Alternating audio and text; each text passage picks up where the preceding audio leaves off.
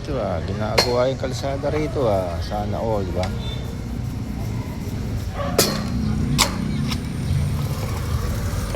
Isipan ding ayusin ang kalsada rito. Tagal na rin panahon to Sibak-sibak na. Kabilang side na lang ang kanilang gagawin. Diba? Sana all. Kalsada na rin. Dapat nila para na yan.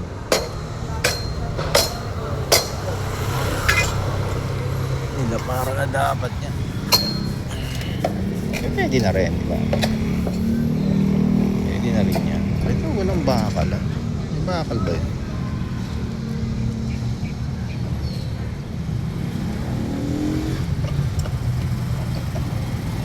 Bakal.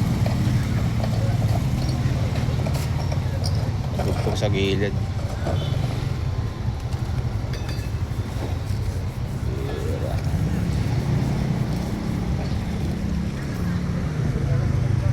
Para hindi maghiwalay. Wala kang bakal niya sa gitna. Tugtugan sa gitna. Wala siya may bakal. Bihira.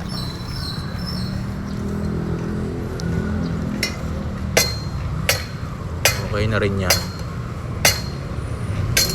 O tricycle lang naman, tsaka 4 wheels. Kaya na.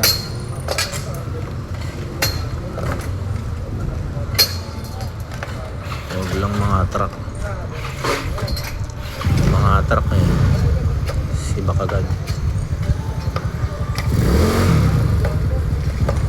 Nabuo na ng alaman transformer.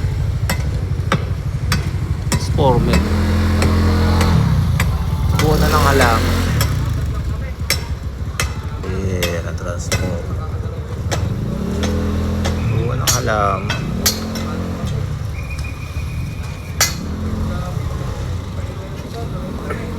Diba? Kahit paano na simiento, diba? Kaya na yan pag tricycle 4 wheels. Huwag lang truck. Sibak agad.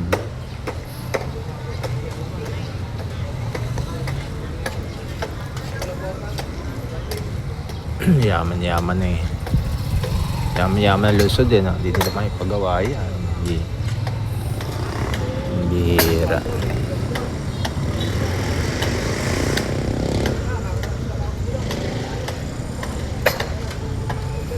Dahil na ng palengke rito sa Kabanatuan.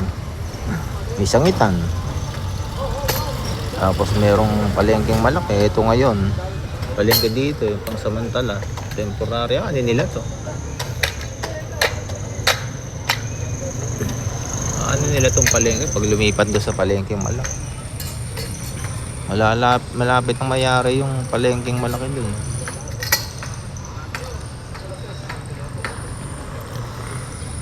Ano kasi yan sentro. Palengkeng ilang palapag ba yung tatlo? Tatlong palapag ba? Hindi ko na babalikan yun Kung na ibablog ko na itsura. Pero maluwang yun, palengke na yun. Pagkaya na nangyari. Malaki yung palengke na yun. Kaya lang traffic doon nakasentro lahat doon.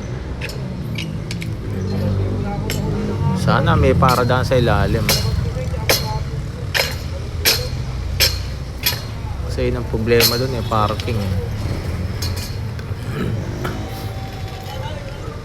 Baka may paradaan naman.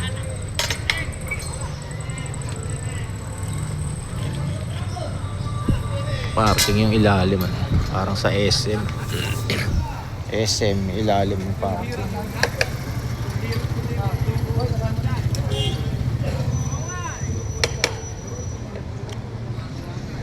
Yung parking yung ilalim ng SM kaya TPJ space.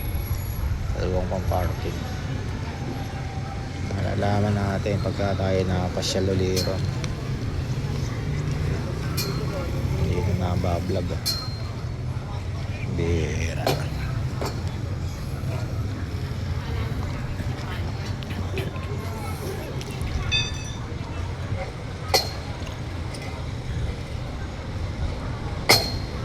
Bulok na yung mga tawag dito. Yung forma.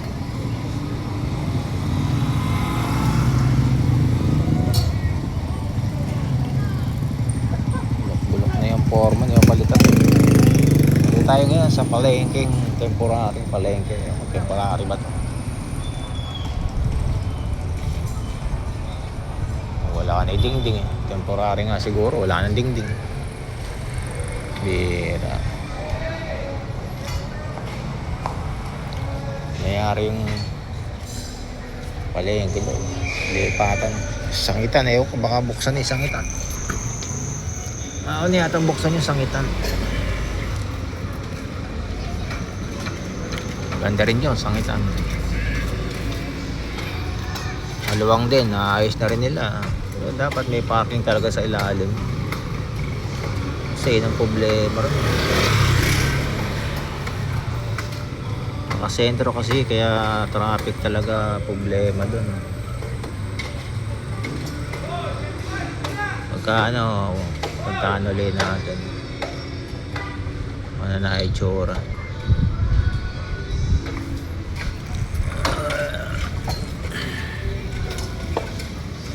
Biyak na lang gagawin kalsada rito yun.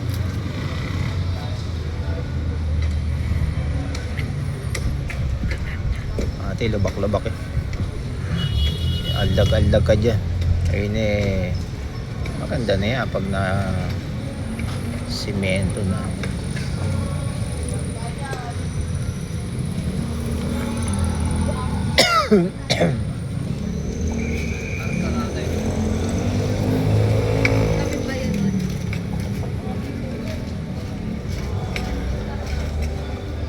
Isa sa pinakamaunlad na itong Nueva Ecija. Dito sa Nueva Ecija ang Cabanatuan. Yan. Pinakamaunlad na lugar yan. Halos lahat ng nandito. Pinakamaunlad na yung Cabanatuan. Sa Nueva Ecija. Hindi ko alam kung meron pang pero sa akin ito kasi nandito lang kompleto dito. SM diba? Lahat ng mall nandito na, kaya dito na kami.